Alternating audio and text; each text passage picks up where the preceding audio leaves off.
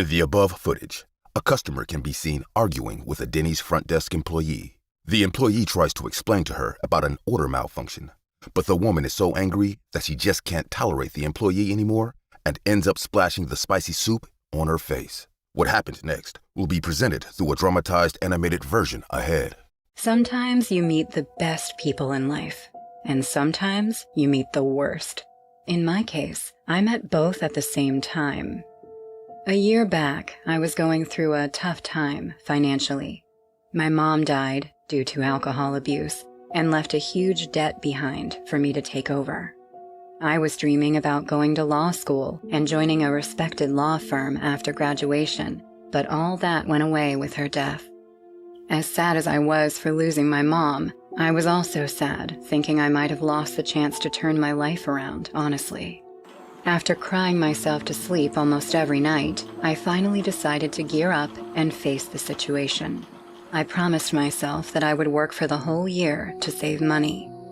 Thank God we still had the house, and no matter how deeply attached I was to it, I had no other way than to sell it to repay the debt. When I got rid of the debt, I found myself having nothing but a bunch of clothes and my mom's old car. I slept in the car 3 nights straight because I couldn't afford to rent a room at a hotel. Those 3 days, I spent my mornings hunting for any job that would pay. On the 3rd day, I finally found an opening at the local Denny's. It was a front desk job. The owner, Rodrigo, was a serious man who barely chit-chatted with the employees. He handed me a uniform and said, "There are 2 rules of this place. First, you must greet the customers with a smile even if they had to be forced. And second, under no circumstances can you lose your calm. Remember, customers are our priority." "Sure, I'll do my best." "Good. We'll see you tomorrow." I was finally happy that day. The next morning, I showed up 5 minutes beforehand. I was dying to get paid, so I did my job with utmost sincerity. I worked as a cashier, and no matter how weird, rude, or creepy the customers were, I greeted them with a smile while saying, "Welcome to Denny's. May I take your order?" The other employees who worked there were also nice to me. In a way, things started looking up for me. It was a busy Friday night. The restaurant was booming with customers, and watching people eat with their family and friends made me feel lonely. I won't say I was distracted, but I kind of got caught up in my thoughts when a customer yelled at me, "Are you gonna take my order or what?" Her voice was so coarse that a few customers sitting close to the counter stopped talking and looked in her direction. I quickly got my act together and said in an apologetic voice, "I'm sorry, ma'am. Welcome to Denny's. Can I please take your order?" Calling her ma'am cooled her down. She frowned a little and then said, "A cup of soup. And remember, I want the soup hot, like flaming hot. Can you do that, stupid girl?" It felt bad when she called me stupid, but I remembered Rodrigo's rule number 2, so I kept my calm. I nodded my head with a forced, fake smile and said, "Of course, ma'am. Will that be all?"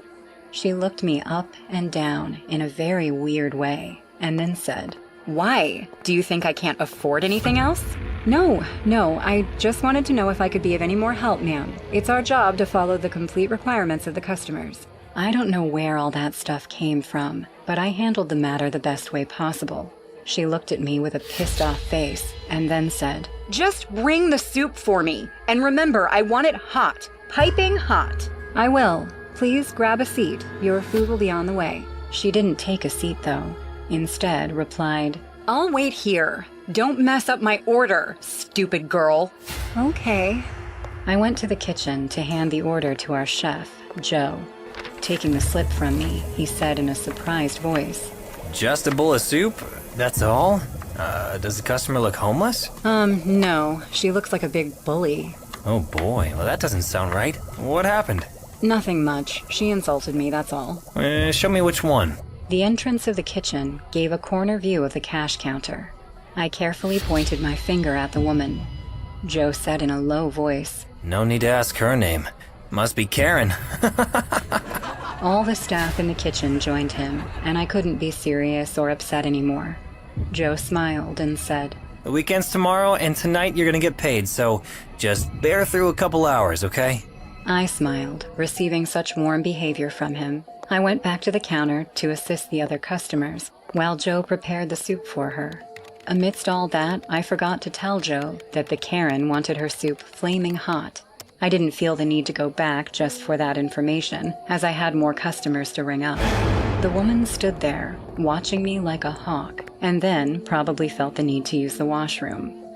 I saw her turning back and going to the restroom. The soup arrived within the next 5 seconds, and I was glad that once she came back, I could hand her the order and be done with her.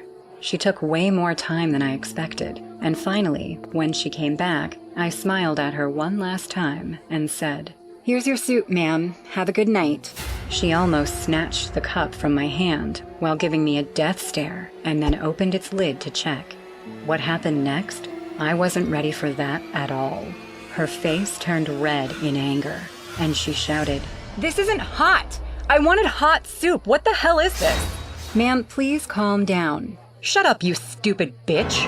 And that's when I couldn't pretend anymore. I said in a pissed-off tone, "Ma'am, you can't just insult me like this. It's not right." "Really? You're working for me, and you want to teach me how the job is done?" "I don't work for you, ma'am. I work for the owner of this Denny's. You want to be respected, then you have to respect me as well." Even though I was angry and answered her back, I still didn't raise my voice or use a single curse word. Her eyes were filled with hatred. I could see in her face how much she wanted to beat the crap out of me. But I knew she would not be able to do that, as we were surrounded by people and CCTV cameras. Yet still, she did something horrible. She suddenly took the cup, removed the lid, and threw the spicy soup right at my face. Even though it wasn't piping hot, it was still hotter than room temperature. The contents of the cup went into my eyes, and I began screaming in pain. "My eyes! Help! Help!" Everyone witnessed what happened, and the woman realized the huge mistake she had made. She turned back and ran to the exit, hoping to leave the restaurant, when Rodrigo jumped in and blocked her way. One of my female coworkers, Lucy, went straight to the crazy woman and gave her a tight slap. I'm gonna call the cops, okay? Help Ava! Rodrigo dialed 911, and I was taken to the restroom by some customers. I splashed cold water over and over on my face, which was burning like hell at that moment. The cops came in and took that psycho woman into custody. Tears rolled down my eyes when Rodrigo hugged me. The fact that he stood up for me made me feel that just like there are evil people in this world, angels exist too.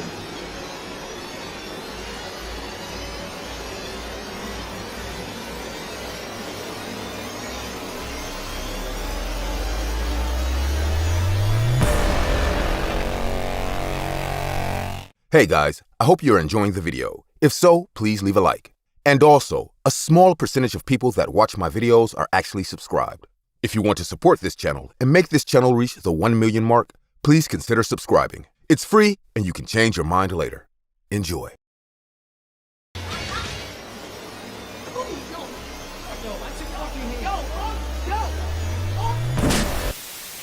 The story you are about to see is based on this real footage. A man was having his meal when another customer, a mysteriously strange woman, lunged at him with a sudden outburst. She started hitting the man for no reason, and the man had to get up and fight back in self-defense to free himself from her. The following animation is a dramatized version of what happened between these two people. "I want you out of my apartment right now!" My girlfriend was pushing me towards the front door of the place. Jenna, babe, wait! It's not really what you think, please! Do you think I'm an idiot? Stacy told me. She saw you with her own eyes. Do you understand? Get out! I don't want to see you! Once I was within a few feet of being in the hallway outside Jenna's apartment, I finished walking out and turned so I could meet her eyes. Babe! Jenna didn't even try to listen to me as she slammed the door right in my face. Thanks, Stacy. That day after work, my girlfriend was waiting for me in the living room of her apartment. She was furious, as apparently her friend had seen me with another woman the day before. Stacy wasn't wrong. I had met an attractive chick, but it was just that. I loved Jenna. I didn't want to end our relationship, although right now was not the ideal time to talk to her. Anyway, I was hungry, so I decided to stop by to eat somewhere on my way to a hotel. The sun began to hide as I walked. It was then that I saw a bright yellow sign a few streets away from me. Denny's, it said. I didn't usually eat at that restaurant, but that night, I decided to go. Just before entering, I started to hear my cell phone ring. It was a call from my friend Andre. Hey man, are you home? Not really, bro. Jenna kicked me out. Oh, I'm sorry, man. I was near and I just thought... I'm outside the Denny's near home. You wanna come? Yeah, I'll be there in a bit. I wouldn't wait for my friend out here as it was starting to get cold, so I went into Denny's. The place wasn't too crowded, so I was able to sit in one of those places that, instead of chairs, had something similar to a sofa. Thus, time passed while I waited for my friend. At one point, I heard the Denny's doors open, so I turned around to see if it was Andre who was entering. It was a dark-skinned chick wearing a red sweater and over it, a black jacket. The sweater hood was covering part of her face, so she couldn't be seen clearly, but I couldn't care less about her. I took my eyes off the woman and continued to look at my cell phone. Soon, out of the corner of my eye, I noticed how she walked past me and quickly sat down at one of the nearby tables. Are you on your way? It was the woman who was speaking on the cell phone. Come on, please. They're really doing it. I'm so scared, please. Can't you try to understand me for once in your pathetic life? I'm telling you the truth. Okay, I'm sorry. Yeah, I'll wait for you right here. Unintentionally, I had been looking at that woman. After ending the call, she pulled the sweater hood off her face. It was then that I could see her better. She seemed as if she hadn't slept for days. But the strangest thing was her huge eyes, which were looking side to side nervously. What the heck is wrong with her? I thought. Suddenly, her gaze shifted to me. The expression on her face was one of disgust and fear. What are you looking at, huh? Excuse me? Don't play dumb. I saw you. You were looking at me. What do you want, huh? Are you one of them? One of whom?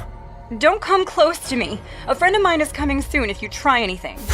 The woman was so nervous that she seemed to be hyperventilating and sweating. I have no idea what you're talking about, chick. What? Suddenly, someone opened the door. Bro! Since my friend had arrived, I ignored the woman and started talking to him. But I couldn't stop getting the feeling that I was being watched.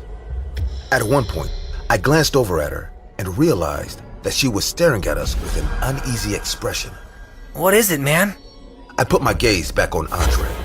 There's a weird woman over there. A weird woman? Yeah, before you got here, she told me a lot of nonsense. And now she's staring at us, bro.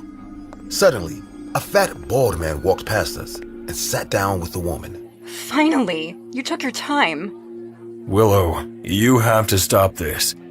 Go, just look for help. I don't know, but you have to. Are you serious? 'Cause I am. They're following me. Is she the one who's speaking? Yeah, damn. She sounds like a crazy chick. Yeah, she's a crazy chick, all right. My friend and I, who were watching the woman, saw how she suddenly turned to look at us. See? Them. There are two of them. Willow. What do you want? I'm calling the police. What? What the heck? What is wrong with you? You're crazy! A person who was at another one of the tables took out our cell phone, I suppose to start recording.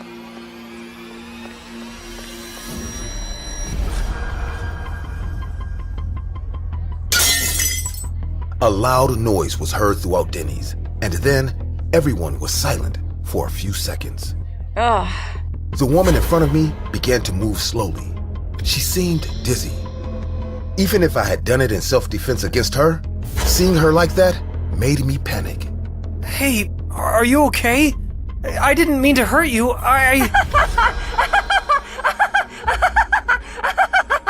Was I listening well? Was she laughing? What? I knew it. I knew you were following me. You wanted to hurt me. Did you think I wouldn't notice? I'm not that dumb. What the heck? I'll call the police. You'll rot in jail. You're really out of your mind. Yeah, that's what everyone says. But look, I got you. It was all true.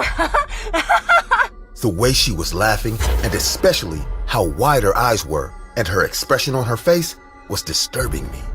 Let's go on. After turning around, I realized that the bald man was behind me. Stand still.